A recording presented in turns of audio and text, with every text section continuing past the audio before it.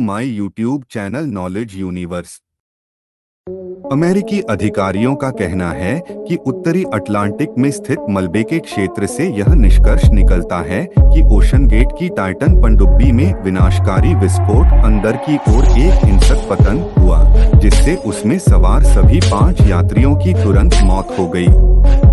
अमेरिकी नौसेना का कहना है कि उसे रविवार को समुद्र तल से 3,800 मीटर 12,467 फीट नीचे टाइटैनिक के मलबे पर उतरने के दौरान पनडुब्बी से संपर्क टूटने के तुरंत बाद विस्फोट जैसी आवाजों का पता चला था, लेकिन यह जानकारी केवल गुरुवार को सार्वजनिक की गई थी।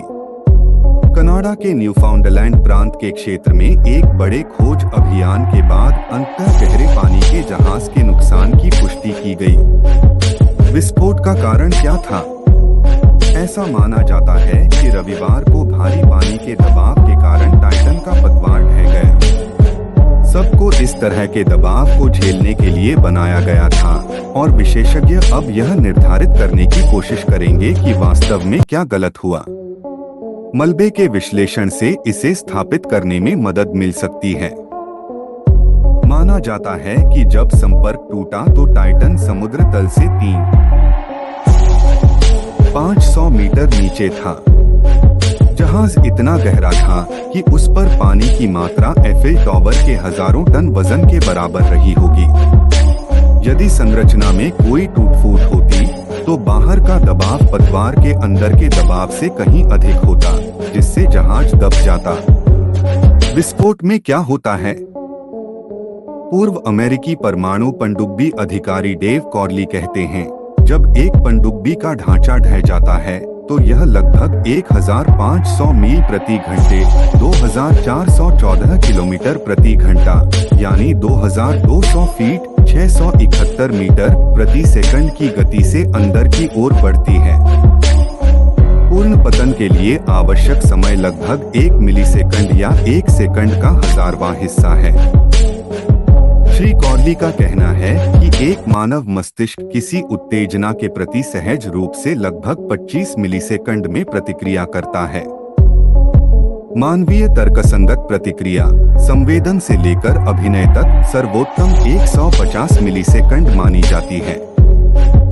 उप के अंदर की हवा में हाइड्रोकार्बन वाष्प की काफी अधिक सांद्रता होती है। श्री कॉर्ली कहते हैं, जब पतवार ढहती है तो हवा स्वतः प्रज्वलित हो जाती है और प्रारंभिक तीव्र विस्फोट के बाद एक विस्फोट होता है। मानव शरीर भस्म हो जाते हैं और तुरंत राख और धूल में बदल जाते हैं। जांच कैसे आगे बढ़ने की संभावना है? कोई भी जांच निश्चित रूप से टाइटन उप के मध्य भाग में कार्बन फाइबर पर केंद्रित होगी। इस तरह के गहरे वाहनों के दबाव वाहिकाओं का निर्माण आमतौर पर टाइटेनियम जैसी मजबूत धातु से किया जाता है और यात्री डिब्बे के चारों ओर समान रूप से अत्यधिक दबाव फैलाने के लिए इसे एक गोले का आकार दिया जाता है। लेकिन अधिक लोगों को अंदर फिट करने के लिए ओशन गेट सब ने एक बेलनाकार आकार अपनाया, जिसमें टाइटेनियम अंत केप के बीच एक कार्बन फाइबर ट्यूब डाली गई थी। कार्बन फाइबर बहुत सख्त होता है। वे इसका उपयोग हवाई जहाज के पंख और रेसिंग कारों के निर्माण में करते हैं। टाइटैनिक उपखोज जेसिका पार्कर ने पता लगाया कि टाइटन सबमर्सिबल की खोज कैसे हुई और इसके विनाशकारी परिणाम कैसे सामने आए। पंक्ति लेकिन क्या गहराई पर वह अत्यधिक दबाव समुद्र की सतह पर वायुमंडल से 300 गुना से अधिक मूल निर्माण में खामियों को उजागर करने या बार बार गोता लगाने पर अस्थिरता पैदा करने और फिर खराब करने के लिए सामग्री पर काम करता है।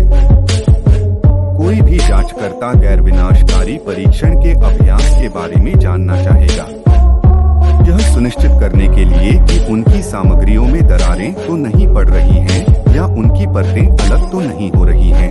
विमानों का नियमित बहुत ही सूक्ष्म पैमाने पर निरीक्षण किया जाता है।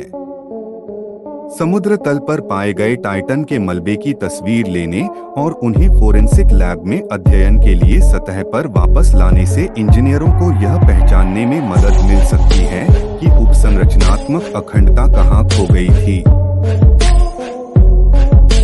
जिससे विनाशकारी विस्फोट शुरू हुआ। क्या टाइटन पनडुब्बी से शव बरामद किए जा सकते हैं?